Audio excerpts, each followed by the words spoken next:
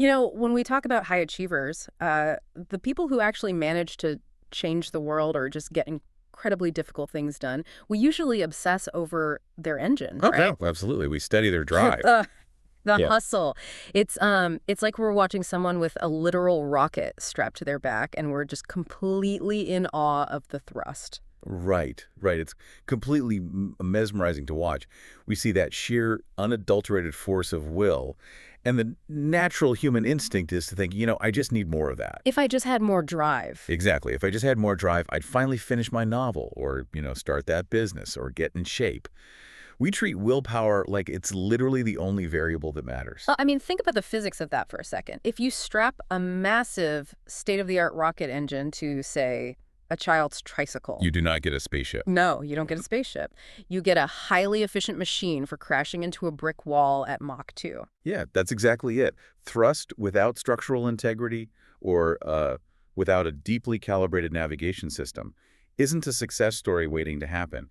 It's just a recipe for a very fast, very spectacular catastrophe. And that tension right there between immense drive and the internal structure required to actually survive it is the exact premise of our deep dive today. That's a fascinating topic. It really is. We are pulling apart a brilliant, incredibly dense philosophical essay today. It's titled Day 142, Rain in Heaven or Hell. And the mission here is to hand you, the listener, a practical toolkit for taking massive world-altering action. But doing it in a way that ensures you don't completely lose your soul in the process. Right, which is the hard part. And we're going to be pulling insights from a wildly diverse cast today. I'm talking ancient Stoic emperors, Leo Tolstoy, the rock band The Smashing Pumpkins, a legendary Nike basketball coach, and weirdly enough, Hannibal Lecter. It sounds like a chaotic dinner party, I know, but there is a profoundly clear psychological thread connecting every single one of them. So, I want to start with the navigation system, because before you fire up a rocket, you need an internal gyroscope so the thing knows which way is up. That makes sense. And the essay points out that all massive external action actually has to begin with the exact opposite. It begins with complete inner silence. Which is usually the very last place high achievers want to look. Oh, yeah. We hate sitting still. We really do. And the essay frames this by bringing in a really challenging observation from the novelist Leo Tolstoy.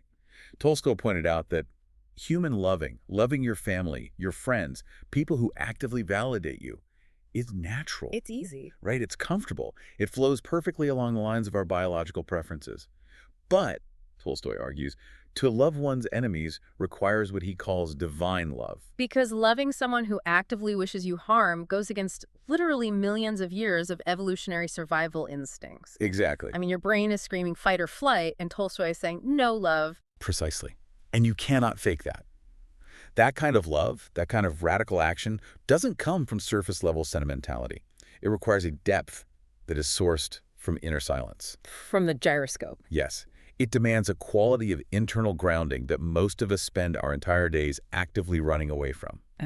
To illustrate the mechanics of this, the source text brings in a really sharp little story from Anthony DeMello's book, 1 Minute Wisdom. Oh, walk us through that one. So, a religious writer approaches a master. Okay. And he asks a huge question. He says, how might one discover God? No small talk there. Nope, right to the point. Mm. And the master doesn't give a philosophical lecture. He's completely blunt. He says you do it by making the heart white with silent meditation. Huh. Making the heart white. Right. And he says not by making paper black with religious composition. Wow. And then, almost as a punchline, the master turns to his scholarly students and teases them. He adds, or making the air thick with learned conversation. Okay, let's unpack this. Wait, hold on. I have to push back here. Go for it. So writing, theorizing, and talking, which is literally making the air thick with learned conversation, the exact thing you and I are doing right now for the listener. Guilty as charged. Are these just sophisticated ways of avoiding the real work? Are we the bad guys in this story? It's a completely fair question. The distinction DeMello is making is about the underlying intent, you know, and the psychological mechanism of avoidance. Okay, what do you mean? Well, are we conversing to uncover a truth we actually intend to act on? Or are we conversing to avoid sitting in the terrifying silence with ourselves? Oh, I see. He's indicting our tendency to fill the air in the page with meaning as a substitute for actual transformation. I mean, we buy another self-help book instead of having the difficult conversation with our spouse. We talk endlessly about our startup plans because talking about it gives us the dopamine hit of achievement, without the terrifying risk of actually launching it. Oh, that is so true. The brain can't always tell the difference between talking about doing the thing and actually doing the thing. Exactly. That's why that inner silence is the gyroscope. It's the unseen foundation of the house. If you don't have it, your outward actions are really just a performance. Right, you're just acting out a role. And the essay quotes Anne Morrow Lindbergh on this, which I love. She said, "The most exhausting thing in life is being insincere." That is such a powerful quote. It really is. And if you are listening to this right now, I really want you to consider the unseen energy cost of that in your own life. Think about the hidden cognitive load required to perform your life rather than truly inhabiting it. It takes immense psychological RAM to run two operating systems at once. Yeah. The authentic self and the projected avatar. Yes. And that exhaustion is exactly why Tolstoy's Divine Love and de Mello's Silent Meditation are the mandatory foundation. If you don't have that inner grounding, your courage is just recklessness. Your urgency is just anxiety masquerading as productivity. Okay, so let's say you're doing that work. Your gyroscope is calibrated. You are cultivating that inner sincerity. How do you actually steer? Like, where do you aim the rocket? Well, the essay suggests doing something deeply counterintuitive. It says you need to look directly at what makes you hesitate. Look at the hesitation itself. This is one of the most arresting reframes in the entire text. Neurologically, when we feel hesitation, our amygdala treats it like a red light. Like a warning. Exactly. A threat. A clear sign to stop, turn back, or reassess the situation. But the essay invites us to view hesitation not as a warning system, but as a compass. A compass. Yes. It is pointing in the precise direction you need to go. Because the things we avoid most persistently are almost always the things we most need to confront to actually grow. Exactly. It's that performance review you've been putting off. Oh, yeah. Or the creative project where you feel like an absolute fraud. Yeah. The essay describes how our hesitation orbits these scary things like a moon around a planet. We mistake that constant orbiting for avoidance. Right. When really, the fact that you can't stop thinking about it proves it's your center of gravity. It's exactly like playing a video game. I mean, you know you're progressing in the right direction when you start encountering tougher enemies. That's a great analogy. The resistance isn't a sign you took a wrong turn. It's proof you are entering the boss level. It perfectly captures Ralph Waldo Emerson's advice to not be pushed by your problems, but led by your dreams. Led by your dreams, yes. Yeah. But here's the catch. Being led requires you to physically step toward the thing that makes your palms sweat. Which is the hardest part. Right, and that requires the engagement of a specific mechanism. The will. Okay, the will. Vince Lombardi, the legendary football coach, he famously said, "Winning isn't everything, but the will to win is everything." Right. In this context, the will isn't some macho concept about crushing your opponent. Yeah. It's the conscious, internal decision to close the distance between you and the thing you fear. It's moving toward the hesitation rather than away from it. Right, but knowing the right direction is completely useless if we just sit on the couch and tell ourselves we'll start walking, tomorrow. The famous tomorrow. Which brings us to the actual fuel in the rocket, which is urgency. The Stoics were notoriously obsessed with urgency. They viewed time as the only truly non-renewable resource, and they hated how casually we waste it. They really did not mince words about that. No, they didn't. Marcus Aurelius has this incredibly quiet but devastating line. He writes, "Instead of being a good person today, you choose instead to become one tomorrow." Oh, man, that is a gut punch. Isn't it? Because he's exposing the lie. Tomorrow thinking isn't planning. It's a form of psychological theft. You are stealing today's potential and gifting it to an illusion. Wow. Seneca echoes this too in his play Medea. He says we shouldn't complain about a lack of time because today is enough to lay siege to the gods and shake up the world. Lay siege to the gods. Like that. Right. There is no layaway plan for virtue or achievement. You either execute today or you don't. Here's where it gets really interesting, though. What's wild is how perfectly this ancient 2,000-year-old Stoic idea maps onto intense modern environment. Oh, absolutely. Like, the essay points out that at Per Se, which is one of the most elite, high-pressure restaurant kitchens in the entire world, they hang a plaque directly under the digital clock. But what does it say? It simply says, a sense of urgency. Meaning the clock is moving, the ingredients are degrading, the guest is waiting. Act now. Exactly. And then the essay jumps from fine dining to alternative rock, noting how The Smashing Pumpkins sang about living and loving in the resolute urgency of now. The resolute urgency of now. So from ancient Rome to a Michelin star kitchen to a 90s rock anthem, the truth is identical. But, I mean, if it's so universal, why is it so incredibly hard to just do the thing? That's the million-dollar question. I mean, I have emails sitting in my drafts folder right now for 3 days just because I keep telling myself the timing isn't right to hit send. Why do we do this? Stephen Pressfield answers this beautifully in his book, The War of Art. He gives our tendency to delay a proper noun. He calls it the resistant. The resistant. Yes. And he points out something profound about how the resistance operates in the brain. It doesn't tell you, I'm never going to launch my business, or I'm never going to have that hard conversation. Because if it said that, you'd fight back. Exactly. Your ego would rebel. Instead, the resistance says, I'm absolutely going to launch my business. I'm just going to start tomorrow. It gives you the satisfaction of the intention without the risk of the action. Precisely. It wears the face of reason. It rationalizes the delay by telling you that, you need to do a little more market research, or you need to wait until you're less tired. Or the economic climate isn't perfect yet. Right. And that insidious logic makes the inner villain far more dangerous than any external obstacle you will ever face. I hear that, but I have to stop you because there is a massive friction point here. Okay, let's hear it. Living with a constant sense of urgency, feeling like every single day I have to lay siege to the gods, that sounds absolutely exhausting. It does. Physiologically, if you're redlining your engine all day, every day, that sounds like a recipe for a panic attack, or at least a one-way ticket to burnout. How do we act urgently without destroying our central nervous system? That is the crux of the problem. Urgency without structure isn't productivity, it's panic. Okay, yeah, panic. And panic is the primary mechanism of burnout. To counter it, the essay pairs the call for urgency with the absolute necessity of building rigorous, almost boring systems. And it uses this incredible story about the legendary basketball coach George Raveling to prove it. Oh, I love this story. It's so good. So Raveling was brought in to run a major global division at Nike, a massive, complex corporate machine. Right. Now, he was a brilliant coach, obviously, but he had no prior corporate experience, and he was completely overwhelmed by the sheer volume of decisions. The scale of it must have been paralyzing. Exactly. So a mentor stepped in and gave him a deceptively simple system on a standard yellow legal pad. A yellow pad. Yeah. Every single morning, write down the 3 most important things you need to accomplish that day in order of priority. Do number 1. When it's done, do number 2.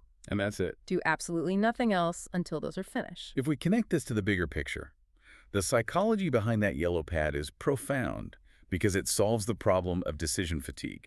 How so? Well, every time you have to decide what to do next, you burn glucose in your prefrontal cortex. You literally drain your willpower. Oh, wow. By deciding your 3 priorities in advance, Raveling pre-made the decisions. He removed the cognitive burden of infinite choice. That makes so much sense. And this is exactly what the Stoics were doing with their deep commitment to daily routines. They weren't trying to be rigid or boring. They understood that a strict routine boxes out the endless, exhausting negotiations of an undisciplined mind. As Seneca said, life without a design is erratic. Right. The yellow pad is a design. It makes right action the path of least resistance on the days when you're tired and don't really feel like being urgent. And this concept of a constraining structure doesn't just apply to answering emails or running a division at Nike. It applies to our morality. Yes, the essay brings in Ryan Holiday's concept from The Daily Dad about the 3 duties. Hard work, honesty, and helping others. Right. It's a structural framework for a moral life. Think about it. Whether you are a 7-year-old terrified at your first sleepover or a CEO trying to navigate a massive public relations crisis, those 3 duties orient you. They act as guardrails. Yes. They don't guarantee you will, quote-unquote, win the day, but they guarantee you will have something to be proud of.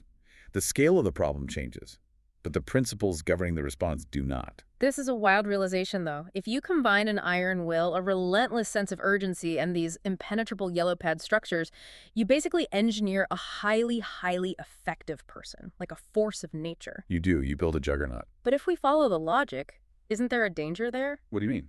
What happens if you build that highly effective person, but you remove the moral guardrails? What if they just don't care about the 3 duties?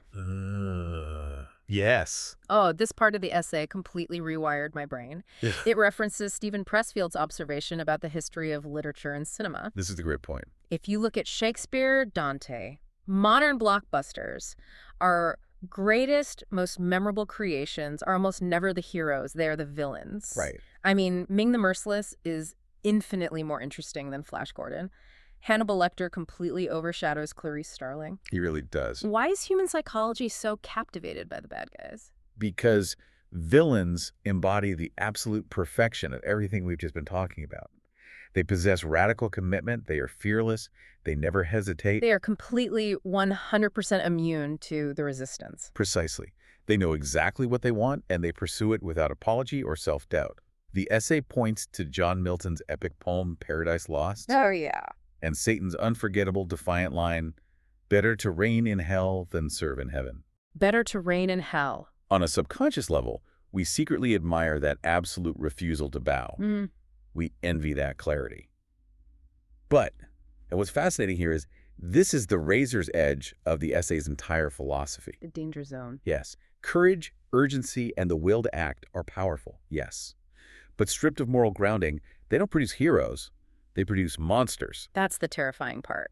Satan's problem in Paradise Lost wasn't a lack of motivation or a lack of discipline. He was highly effective. He got things done. Yeah, he got things done. But his will was untethered from virtue. He chose his pride over his purpose. The lesson here is that will without virtue isn't power. It is catastrophe. Yeah. Jim Kwik has that great phrase, "Genius leaves clues." Well, the great villains of literature leave us the ultimate cautionary clue. Speed, efficiency, and urgency mean absolutely nothing if your internal compass is morally broken. You're just getting to the wrong destination faster. What a stark image. A highly effective person reigning over a hell they built with their own bare hands. It's sobering. So how do we practically ensure we don't become the villain of our own story? How do we keep the compass calibrated? By returning to the very beginning, the inner life. But this time, applying radical, brutal honesty to our own flaws. Okay, radical honesty. The essay shares a brilliant survival strategy from the Stoic philosopher Epictetus. And it's actually disguised as a joke. What's the joke? He said that when someone criticizes you or dislikes you for superficial reasons, instead of getting defensive, you should just think to yourself, if only they really knew me, they'd like me even less. I love that so much. It's so disarming. It is. But to find that genuinely funny and not absolutely crushing, you have to possess some serious self-knowledge. Exactly. You have to be deeply aware of your own flaws and your own capacity for villainy so that surface-level criticism doesn't even register. It completely neutralizes your ego. That's the goal. So what does this all mean for us? We have to apply that same brutal, ego-destroying honesty to our external definitions of success. Like, are the goals you are urgently pursuing actually yours, or did society just hand them to you? Right, are you running someone else's race? The essay quotes the writer Anne Lamott with another great joke. She said, "Ever wonder what God thinks of money? Just look at the people he gives it to." It's funny because it instantly punctures the illusion we all carry that wealth or status equals virtue. Right. And Marcus Aurelius noted this 2 millennia ago. He was the emperor of Rome, literally the most powerful man on earth. And he looked around at the other powerful, wealthy people in his circle and saw robbers, perverts, killers, and tyrants. Having the world's rewards doesn't mean you're a good person. No. Chasing external validation usually just proves we haven't done the quiet, terrifying inner work we talked about at the start. Exactly. But I want to be careful here. I don't want you, the listener, walking away from this feeling like you have to be this flawless, hyper-urgent, perfectly moral saint every single second of the day. Oh, no, absolutely not. And the essay is very deliberate in balancing this heavy self-assessment. It brings in a quote from Deborah Day. She says, "Lighten up on yourself. Gently accept your humanness." Gently. Accept your humanness. Yes. This isn't a contradiction to everything we've said about the urgency of now. It's actually the necessary mechanism to sustain it. Moving with fierce urgency must be paired with deep compassion toward ourselves and others. Right. The goal is to work until you are tired, not until you are exhausted and broken. Self-compassion is the cooling system for the rocket engine. That brings the whole thing together perfectly. We started by talking about the danger of strapping a massive rocket engine to a child's bicycle. Right. What this essay has actually given us is the blueprint for the entire vehicle. You start by grounding yourself in the silence of the inner life. That's your gyroscope. The foundation. Then you let your fear and your hesitation act as your compass, pointing you toward what matters. You fire the engine of urgency to break through the resistance today, not tomorrow. Today. Always Oh. today. You build simple, daily yellow pad structures so the speed doesn't make you spin out of control.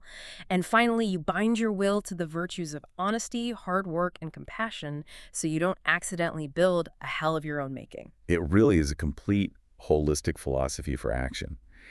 And the source text ends with one final, striking image that I think synthesizes the courage required to live this way. Let's hear it. It says, "The wolves come, they always do.